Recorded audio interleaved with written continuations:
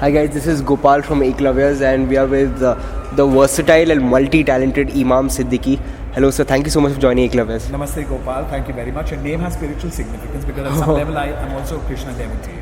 Okay, so since our fan base and readership are all hardcore basketball and sports fans, if you could just sort of introduce yourself because you have done so many different things, so can you just tell us the different sort of areas in which you specialize in? I began my career, I'm blessed that I'm living a very charmed life, pursuing my most sublime passions of art. Of course, you can't make a living as an artist, so you have to wear different hats on different days. And as a freelancer, you can never afford the luxury of saying no to any assignment, which is precisely the reason why, if you look at my resume, you'll find a graph which is not vertical, but literally at an arc. I've transcended from one industry to another quite seamlessly. I began my career in 1977 as a child model. Then I went into fashion modeling as an adult. Soon after that, I found modeling very, very boring and staccato because all you had to do was walk and pose. So I got into dance, which is my most sublime passion. From dance, I went into choreography. From choreography, I went into television anchoring. And I launched ZTV with my voice way back in the day. Then I hosted a whole bunch of TV shows like Fashion Police for Channel V. After that, I did UTV Style for UTV Bindas. I did The Blue Carpet. Then I did Lux the Chosen One.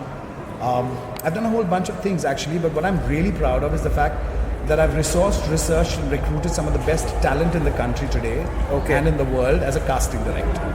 Oh, okay. So casting direction, that's quite interesting because we have noticed when it comes to basketball as well. There are these very tall and good-looking men and women, so to speak, and they have been getting offers. Like there's Singh sisters. Please give them my number. They think I'm an agent. I'm the best man on the job. Okay, that's what I wanted. So yeah, there's another opportunity now for basketball players. So anybody who wants to make a career in the business of entertainment, I'm your best man. Please feel free to tweet me at the rate Imam_A_Siddiqui, spelled SIDDIQUE. Okay, especially basketball players. Especially basketball players, yeah. India, let's basketball. Correct. And now, obviously, this has been an issue in the past, right? Because basketball hasn't been revenue generating as such. Even you have spoken about how being in style is it's a tough challenge. But now this UBA Pro League is giving this opportunity. It's commendable that they've come in at this level, at the grassroots level, to promote talent all across the country. And I'm delighted to be a part of such a project, primarily because I am somebody who believes in this kind of endeavor. Of course, everybody is getting professionals from all over the world and stuff like that. But when you give local talent a chance to perform on the international stage, that's really when you make that cross-cultural transition. And I'm delighted that UBA is doing that. Correct. And basketball also has a very strong style culture. It's a very distinct sort of unique. This is basketball. Right from my ponytail to my hair, this is basketball, ladies and gentlemen. So slam dunk. So this is something you actually planned and came for this. Okay, every industry has its unique demand and sacrifice. Had I come wearing a pair of jeans, 501s and a t-shirt, trust me, Gopal, would not have given me a second look. It's human conditioning. That's our social conditioning. That's how we are designed to function. Having said that, yes, I do make an effort. Yes, I actually make it a point to dress according to the occasion or the theme. In this case, the theme being basketball. So I said, let's bring out my Sunday best basketball gear, and here I am. Correct. And we also notice when it comes to sports, most sports persons start off as being very sort of discreet and a bit shy.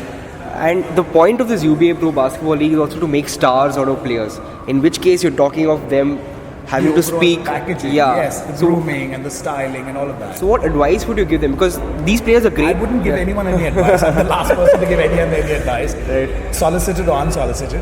What I would like to suggest is that people learn to be comfortable in their own skin. That's the most important. And for me, what delights me about a person is their self-confidence. And I think that's the key.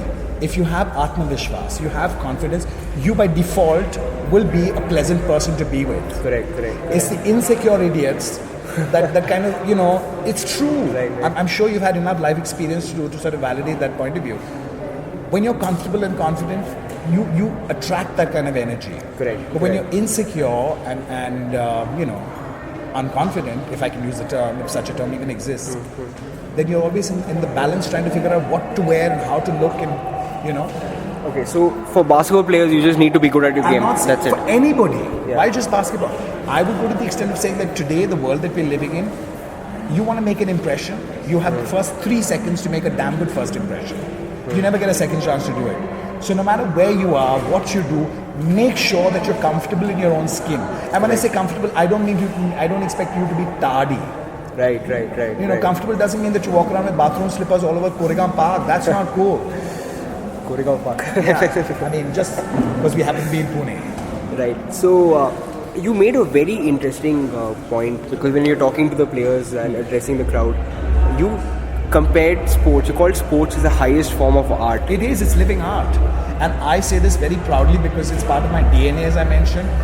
I am delighted to inform you. I'm also humbled and honored to inform you that my father, the late Amiruddin Siddiqui Sahab, mashallah, was one of the best stalwarts of the game of hockey.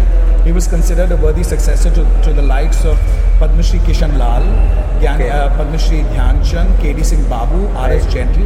That is my lineage. That's who I am and what I represent. Okay. So my pragmatic sensibility and life aesthetic is so driven by sport. Everything that I do is driven by sport, including the way I dress, including the way I speak. If you notice, my tone and manner is not a regular guy's tone and manner.